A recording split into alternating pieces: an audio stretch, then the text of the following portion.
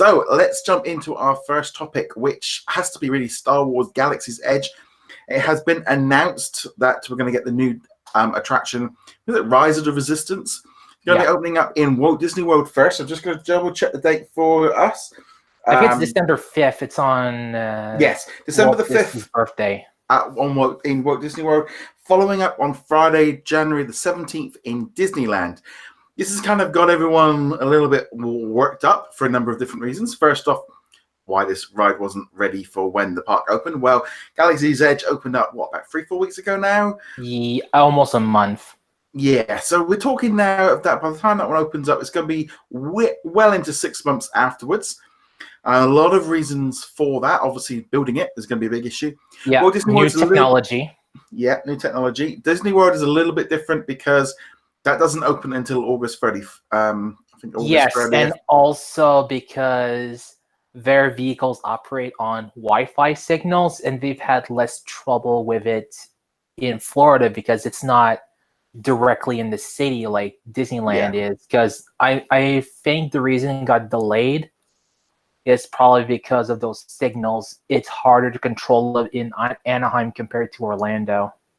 Right, so I now, with my tinfoil hat on, have an entirely different reason why I think this one has been held back.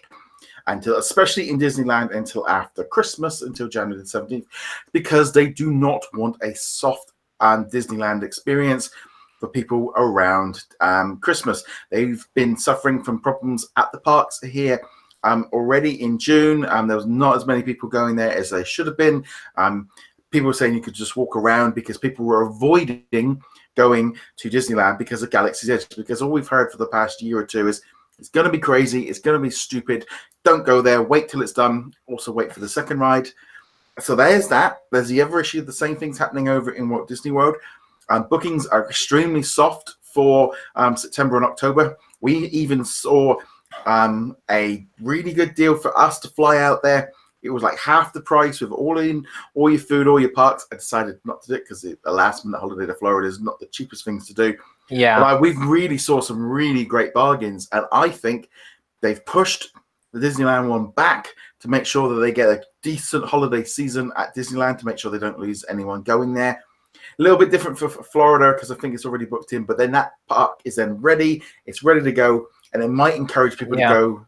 And I think Disney World is probably going to be busy around Christmas time. It's going to be hurricane season too, so I think that's why there's all those sales, because those are the months that are the hardest for them, because everybody's scared of those Florida hurricanes and the tropical storms. I usually go sort of September, October. That's when I would usually go tail end of the hurricane season. We've never seen deals that were coming up like that. They're all reporting it. A number of different sites are reporting on how light the rooms are and how light the tickets are for September and October. Especially with Epcot going in heavy construction mode. That's not helping either.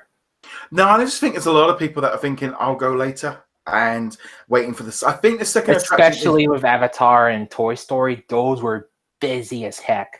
Yeah, I would almost say everyone's like learned, and if you're a regular, then it's different. But if you're going maybe once a year and you're thinking, I'll go when, especially we knew that this second ride wasn't going to be opening up straight away, it makes sense for them to do the way they've done it.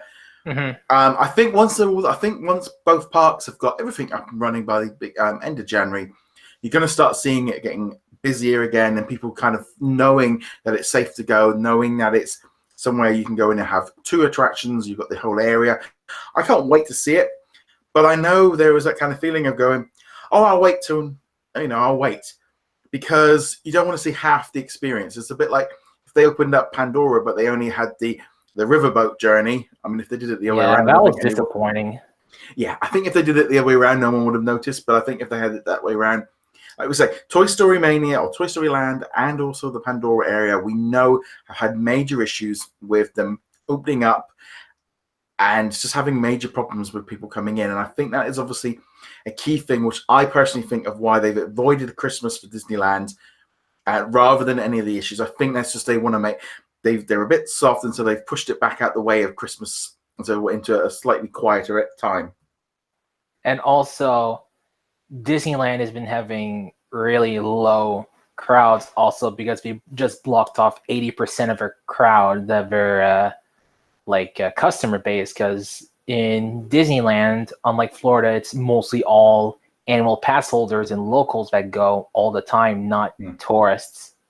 Yeah, I mean, I think the other big issue is they've blocked a lot of people out because I think they were overestimating how busy it was going to be.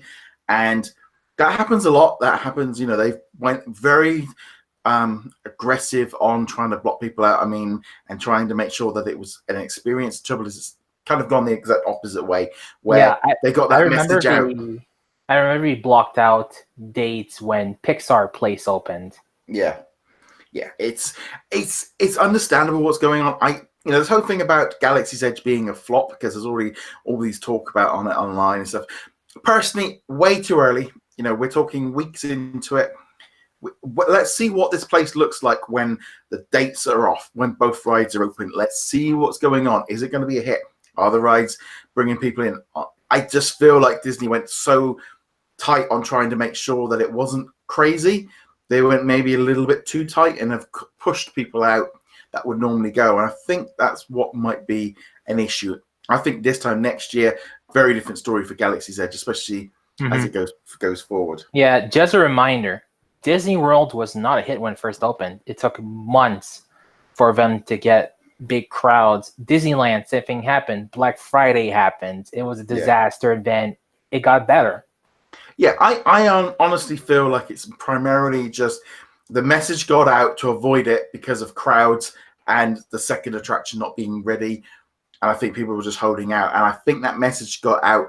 And because of those other areas, people are just, and also those, like I say, those blackout events, blackout dates on annual passes haven't helped either, kind of keeping, like I say, there is a difference between the two parks, but I think Disney World, why they've pulled it, why it's opening there. And also as well, there's this whole thing about why Disneyland are getting after Disney World and they're only just opening up. It's like, well, Disneyland had it first. So Disney World are going to get the bump for this new attraction. You're talking about barely just over 5 weeks.